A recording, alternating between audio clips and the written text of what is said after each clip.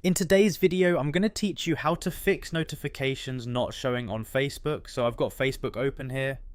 And the first thing I'm doing is heading straight into the app. So I'm on my home screen and fully logged in. From here, I look toward my profile area and go ahead and click on profile just to make sure I'm working within the right account and can access the settings tied to it.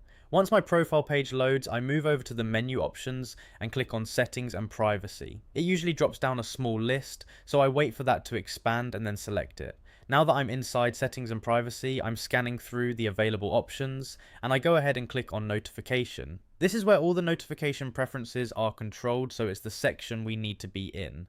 After opening notifications, I take a moment to let everything load, and then I start going through each category that's listed. These categories can include different types of alerts, so I'm just tapping each one by one to view the settings inside.